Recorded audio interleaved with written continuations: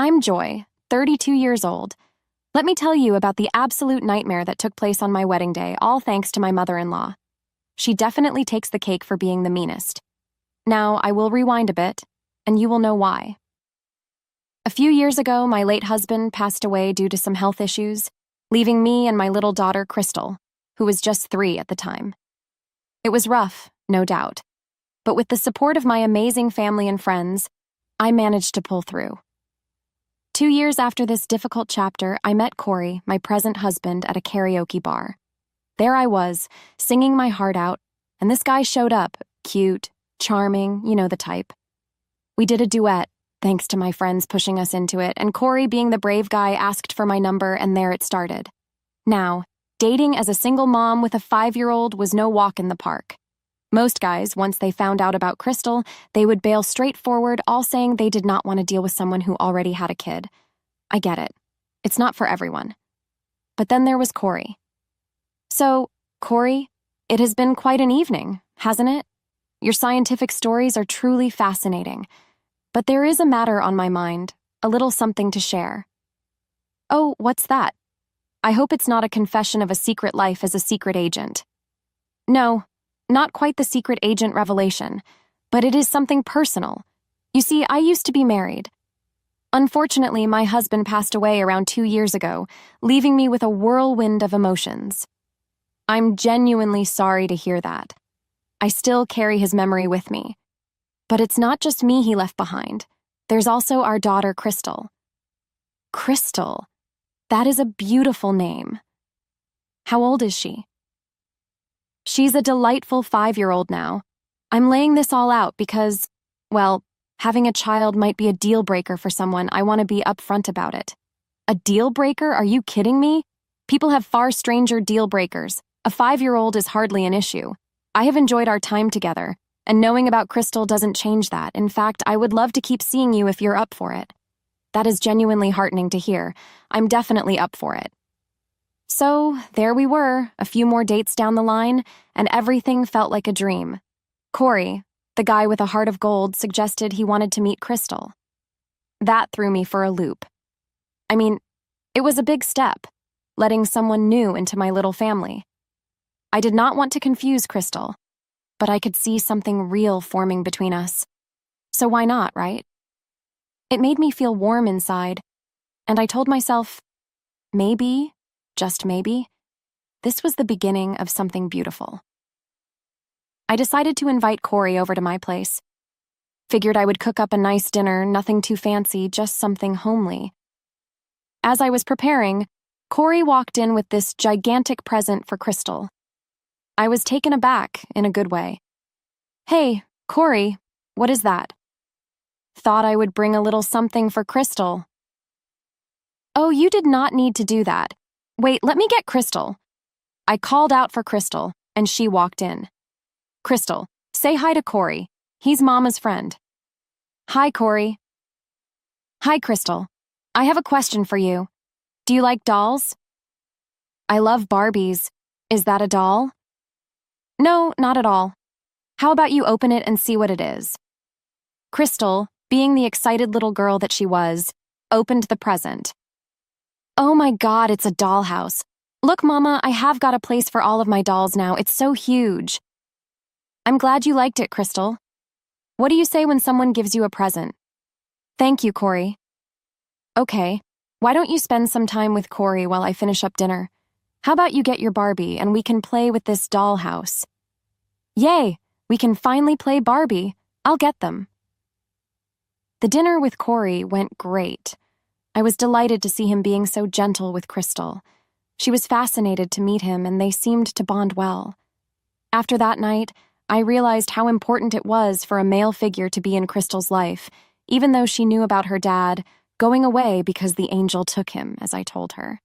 Things were going smoothly, and then Corey invited me to his parents' place to meet his mom, Betty, and his dad, Max, for the first time. I left Crystal with the babysitter because I started getting nervous. It felt like being a teenager again, facing the in-laws for the first time. Even though I had been in this situation a fair number of times, in-law situations always gave me the jitters. Mom, Dad, meet Joy. Wonderful woman I've been seeing. Nice to finally meet you. Yeah, Corey's always so hushed up about his dating life, never lets us meet his girlfriends. It's nice meeting you two as well. So, I have a few questions every mom would ask to check if the girl is good for her son. Mom, cut her some slack.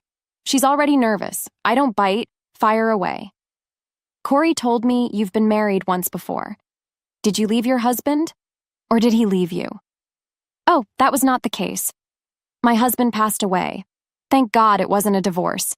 That just only indicates how problematic people can be. Also, may I ask what you do for work? I'm a lawyer. Then you must be bringing in some good bucks, right? Don't pry too much. I have the right to ask. I'm Corey's mom. I started working again just a year ago. I had to take a break for my daughter. I wanted to be there for her as much as possible. Wait, what daughter? Do you have a daughter? Yep, I have a daughter. Why didn't Corey tell you? What I say might hurt you, but I am just looking out for my son. He deserves the best. Corey, haven't I told you how some women just want to trap you for money because they have ulterior motives? What if Joy here just needs you as an ATM for herself and her daughter? When you told me you were finally bringing a girlfriend home, I thought it would be someone youthful and full of life, not an old widow with some daughter. What a bummer. Mom, relax. This is why I didn't tell you. You always overreact. Yes, Joy has a daughter named Crystal, and I love them both. I love Corey and I can provide for my daughter. I am not here for Corey's wallet. Would have been easier if your daughter wasn't in the picture, if I'm being honest. She belongs in an orphanage instead of being a responsibility to my son or any other guy in this matter. Now that her own father is dead, kids like this should be put up for adoption. I'm sorry, but you need to leave. This is a lot for a mother to take in. All right, let's ease up a bit. Let them finish dinner. Well, I think I will just leave. Crystal needs me before her bedtime anyway. Hey, Joy, please stay. I'm sorry about all of this. You know, after that disastrous meeting with Corey's parents, I was ready to throw in the towel. Betty's words cut deep, labeling me as some gold-digging widow and then saying all of that stuff about Crystal. It was heartbreaking. It hurt. But I thought I should spare myself from more of that negativity. So I took a break and tried to distance myself from Corey. But Corey, that persistent man, kept calling, apologizing for his mom's behavior. Surprisingly, I missed him too, and Crystal was also asking about him. Eventually, I caved. I called Corey back and he assured me that he won't need his parents in our lives, especially not his mom. I agreed, and so it was just the three of us. Corey moved in and things got surprisingly better. He stepped up in ways I had not expected. He became the father figure Crystal needed, doing everything her biological dad would have done for her, taking her to school, spending quality time, and being incredibly attentive. And with me, he was a dream, loving, caring, genuine, and dare I say, romantic. A year after Corey moved in, he decided to make it official in a romantic gesture that made me tear up. Corey asked me to be his forever too, so I said yes. Hey babe, I wanted to share something with you. What's up? Is everything all right? Yeah, everything's fine. It's just, I had a conversation with my mom. I'm engaged now, and she didn't look exactly thrilled about it, but I convinced her to give you and Crystal a chance. I don't blame you for telling your mother about the engagement, but I don't know if she'll really accept us. Well, I know my mom. She is sentimental like that. The moment I told her about my engagement, she looked like she knew she was missing out on too much. Trust me, she could do everything and anything to be involved in my life. So, I talked her into setting up a date so she could meet Crystal. I'm pretty sure meeting Crystal can change her mind. Look at Crystal. She's a joy to be around. Well, you are right. After all, they are your parents. You can't just push them away because of me. And if she is willing to give this a chance, I'll forgive her and give her a chance too. Thanks, babe. I knew you'd understand. I just want everyone to get along. Soon, Corey dropped the news that Mark and Betty wanted to visit our place, get a taste of our life, and finally meet Crystal. I agreed. I told Corey it was okay for them to come over. We were also knee-deep in wedding planning, 4 months left, and I was secretly hoping maybe I could change Betty's mind. She was going to be my mother-in-law, whether I liked it or not. And having Corey's parents at the wedding meant a lot to him. Corey had always been incredibly understanding and supportive, doing so much for me. This seemed like the least I could do for him. The prospect of winning Betty over loomed, but I was willing to give it a shot. I wanted his parents to see that Crystal and I were a package deal, that my little family was worth being a part of. Mom, Dad, welcome. This is our place. Your husband left you this? It looks decent. Well, we bought this house together. We both chipped in to purchase it. I see how it is. So where's Crystal? I've been wanting to meet her. Sure thing. Crystal, come here. Meet your new grandparents. This is Corey's mom, Betty, and that's his dad, Max. Hi, I'm Crystal. I'm happy I'll have one more gamey and papa. Now please don't call me that. I'm not your grandmother. Mom, she's just a kid. We talked about giving this a chance, right? Well, how about we go and eat? Everyone was seated at the table. I brought out the food and we started digging in. You call this food? I can cook much better than this. A woman should be able to cook good food for her husband. This does not taste good at all. My mom makes the best food in the world. You talk a little too much for someone your age, don't you, Crystal? Why don't you go fetch me some water from the kitchen? Sure, Mom. I sent Crystal to the kitchen so that I could have a word with Betty. Betty, please don't treat my daughter like this. I know you might not like her, but for the rest of the evening, either don't talk to her or just be civil. I never wanted to compromise my daughter's life. I wanted to surround her with the best people. The last time we met, things were rough, but you can choose to be a part of our lives or not. It's up to you. I'm doing my best. I love your son, and I respect both of you as my in-laws. I just ask for a little respect in return. Well, I see where your daughter gets her sharp tongue from. Let's see how long you can keep this up. We are not here to put on a show, Betty. We're here to build something together. Mom, can we please just enjoy the evening without unnecessary drama? Fine. I'd rather keep to myself than play happy family here. So, for the rest of the meal, Betty stayed quiet. I considered that progress. Afterwards, Corey and I had a talk. He hoped his mom would warm up to us over time, and I shared that hope. She was better at our place than she was a year back at that disastrous dinner at her house. I thought maybe, just maybe, progress was in the works. But there was no time to dwell on it. A wedding needed planning, venue hunting, guest lists, shopping, the whole 9 yards. Juggling work, errands, and taking care of Crystal made it challenging, but we pulled it off in 4 months. It was a whirlwind of decisions, and I had to figure out how to make it all come together. Invitations were sent out, and we did not forget to include Max and Betty. We wanted them to be a part of our happy occasion. So, the day before the wedding, Corey was at his parents' house following traditions, and I was at mine. The plan for the next day was for me to head to the salon with my bridesmaids, while Crystal stayed at home with the babysitter for a couple of hours. Then I would return with my bridesmaid crew, send the babysitter home, and take Crystal to the venue in our car for our first look and other wedding activities. My parents were also coming to town the next day for the wedding. Despite the hectic plan, I thought I had everything prepared. But you know how it goes. Things don't always go as planned. It all started the next day at the salon. Instead of the expected 3 hours, it dragged on for 5. The salon turned out to be quite unprofessional. I wasn't even halfway ready when Crystal's babysitter called, saying she needed to leave. In a bit of a panic, I called Corey to see if he could take Crystal. He mentioned being busy, but suggested his mom, Betty, could come over and look after her.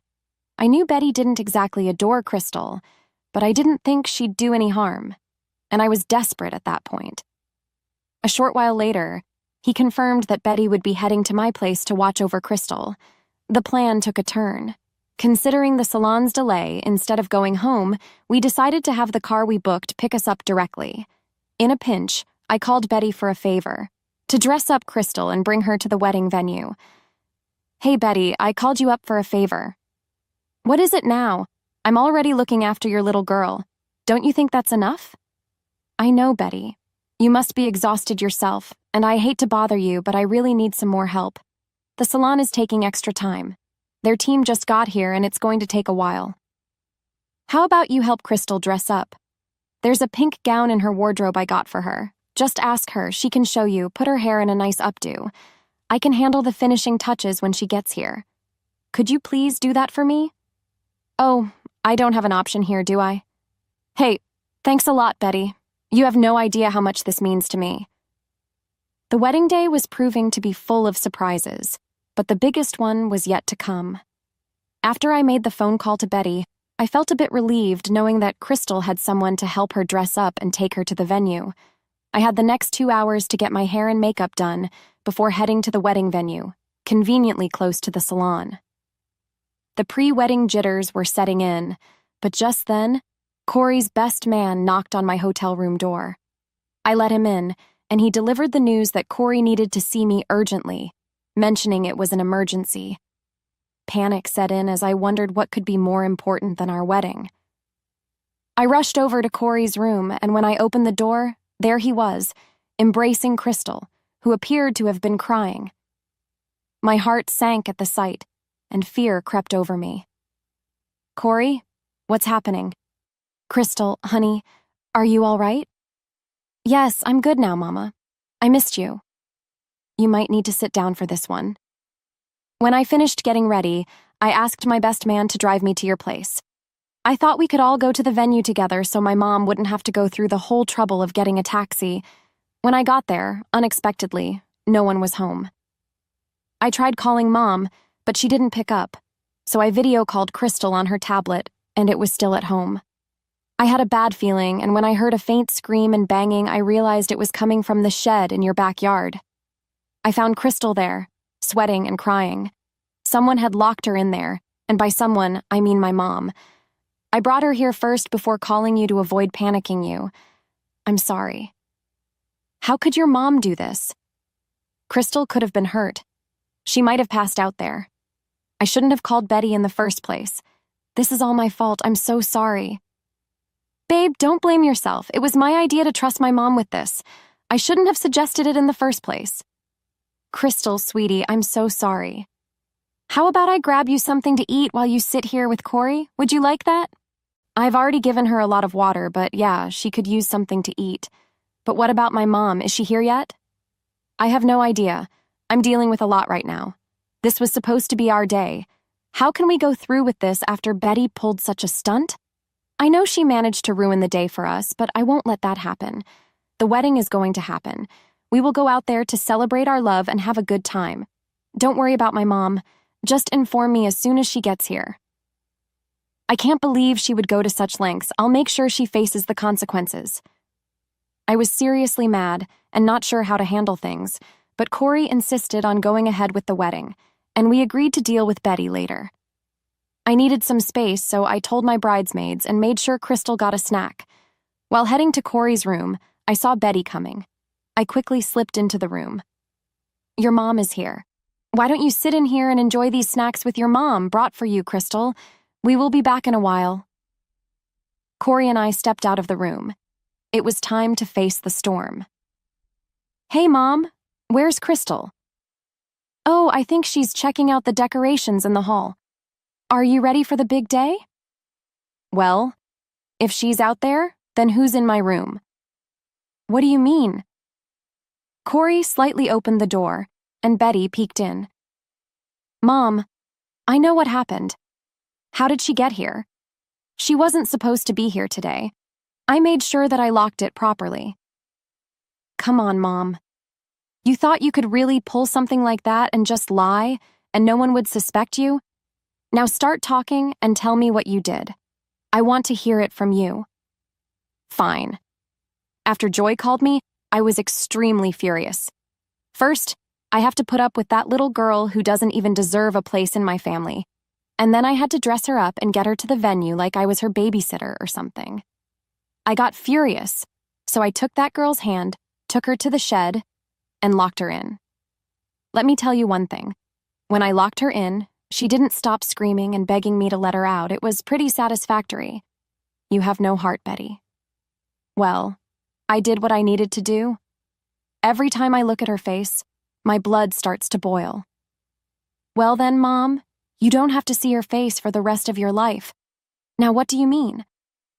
What I mean is, Mom, you're a terrible human being. What you did today was not a stunt to prove something.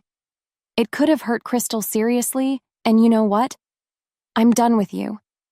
I don't want you in my life anymore. I did all of this for you, and that's how you thank me? I've always wanted the best for you. You only think about yourself. Mom, I don't want any contact with you. Go home now. You can't be a part of this wedding ceremony either. I don't want you around me or my family anymore. Do you hear that, Mom? Son, please, you're making wrong decisions right now. You're going to regret this. I love you. Don't do this to me. I don't want to hear another word. We've already wasted a lot of time. Please, get out. Otherwise, I'll have to call hotel security. After Corey's showdown with his mom, the real celebration began. My parents rolled in, along with other guests, and my mom took charge of looking after Crystal during the entire ceremony. We exchanged vows and threw one hell of a party. As we celebrate our 1-month anniversary, we found out that I'm pregnant. My focus has shifted to protecting our growing family.